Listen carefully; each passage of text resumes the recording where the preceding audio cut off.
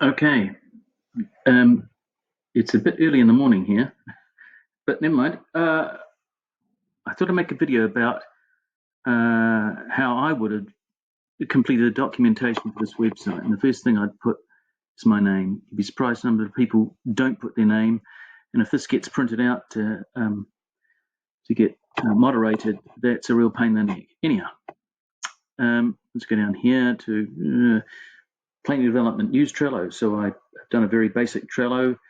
I'm going to have to I should have put a lot more effort into splitting up some of these cards, but I've run out of time.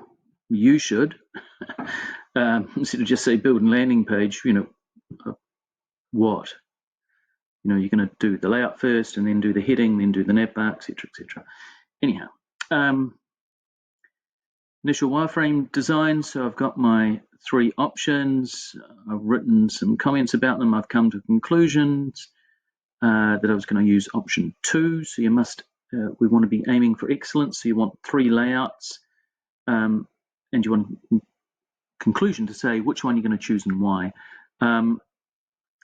Initial design colors, I used imagecolorpicker.com, but there are many other sites in which you can load up an image, and I'll give you some of the colors or the main colors that image uses. I've come to a conclusion that I'm going to use option 1, and I've given a really quick reason why. Task 3, development, refinement, improvements, says keep a log. It's not, you don't have to put the date and time, but more about the process you used. I'm going to be aiming for excellence, so I want to, says iteratively develop at least 3 components of your website from start to finish. I'm going to try and do it for almost everything. And really it's just recording what you do when you create a website. People edit a website, they don't screenshot it, they think, oh, that doesn't look right, I'm going to line the heading. They line the heading and go, oh, that looks better, now I'm going to make the heading bigger.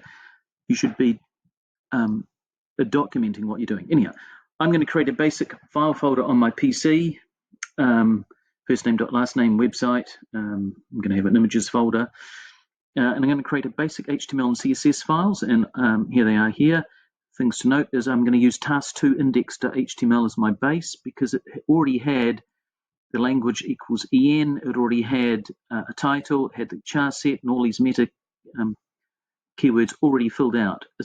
So I took that, I altered the comments at the top, I altered the title, I altered the meta contents to match my website as opposed to task 2.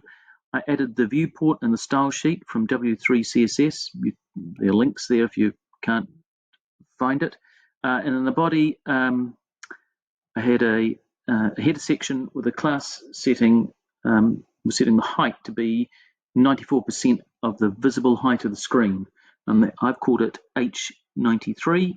And here's my CSS file. And you can see it's got H93 and it says height 93 VH, 93% of the visible height. That's what that means. So it's got comments at the top. All my HTML and CSS files will have comments saying who wrote it, what it is. I put the default styling in my body. So I'm saying I'm not having a margin, not having a padding. For the moment, I'm using Arial as my font family. I haven't tried different fonts. And the default color for text is going to be black. And that was the output there. You can't quite see it, but it's got a heading in here. And then this was 93% of the height is my dark gray. So once I had that, I then came along and I'm going to create the basic layout of my website using w3.css. Here's my first attempt, bit ropey. I've said what's wrong. The header divs not high enough. And this major gray part is far too high, causing scrolling. As you can see, there's scrolling here. So here's my second attempt. Second and third I thought were okay. Really the difference is this size of this panel off to the side, and I've used crazy colors so I can at least see that my divisions are the right size. So I've said here, ask peers for feedback on the size of the side panels. And it was a 50-50 split really in my family. But what I'm going to be using is trying to use design words. So, there's lots of symmetry. left and right, and there was alignment, lots of alignment going along. So just don't say, oh, it looked good. Try and use some design words. However, it's difficult to imagine how it would look with the proposed slideshow in the grey div. So, would the slideshow look better there or there? I think that the slideshow will look better if it's a landscape, very much a landscape format, but it's easy to change between these two with W3 CSS, so I'll revisit it once I get the slideshow going, if I've got time. So then I thought I'd do the header. It was my first attempt. I don't like the symmetry there. I like this a lot better. And my peers and family preferred this over that, so I'm going for it. We decided it made it look more interesting. I guess there's an argument that there's this third design principle going on. Sort of, third, you could argue, is that's going down in the third part of the page. And then I decided I'd do my Netbar. So here's my Netbar options. I've got descriptions about what I thought about them. For example, the first one, it looks odd and raises accessibility issues. That is, you can hardly read it. Well, if you've got poor eyesight like people like me. Anyhow, option 4, one out. I'm doing a site on gears, very mechanical, very clean.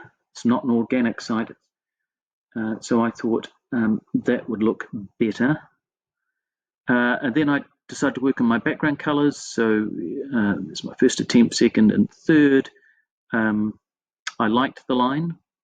And my peers and I both liked the navbar being a narrower width.